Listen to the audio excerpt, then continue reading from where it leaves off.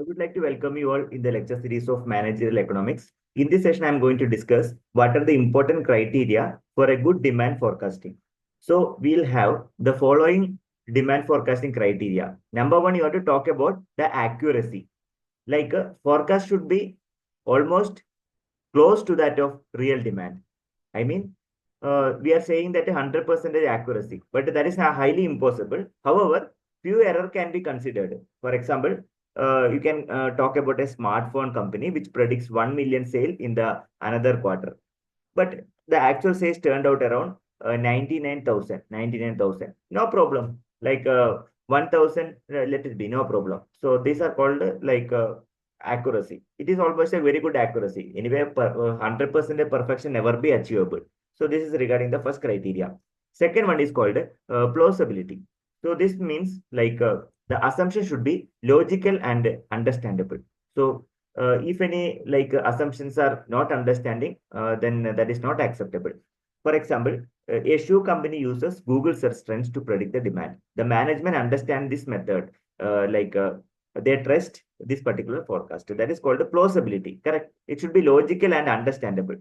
Moving on to the third one, durability. So forecast should be for very long time. Okay, like there must be a stable relationship between the important variables. For example, price versus demand, advertising versus sale.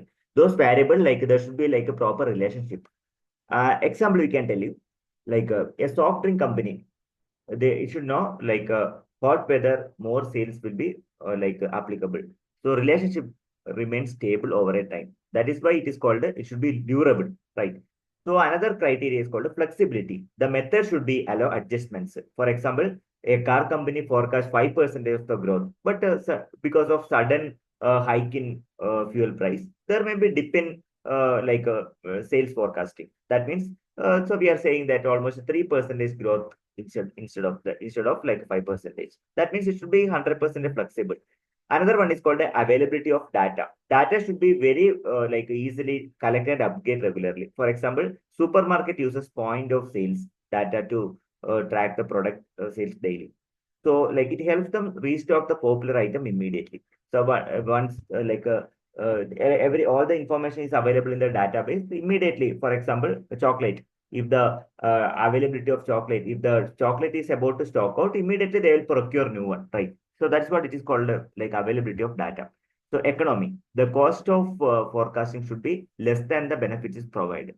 A small clothing store uses Google Trend instead of expensive market search. A small clothes shop, so they'll be using like a Google Trend instead of investing new market. Like they'll be using the Google Trend.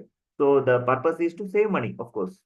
Another one is actually called your demand. Your demand should have supporting economy that it less than benefits provided. I already told you like Google search is actually easier, cheaper, freely available, right?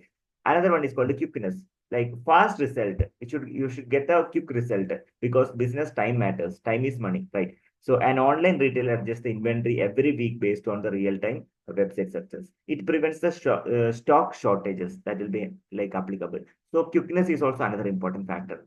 So let us summarize. In this session, I discussed about what are the important demand forecasting criteria. Accuracy, it should have accuracy, then plausibility, simplicity, durability, flexibility, and based on data availability, economical, and a quick in usage. These are the important criteria while adopting a demand forecasting method. So in the coming session, I'm going to discuss about the various demand forecasting method. Let me know if you have any queries related to demand forecasting. So I'll be happy to discuss in the comment box.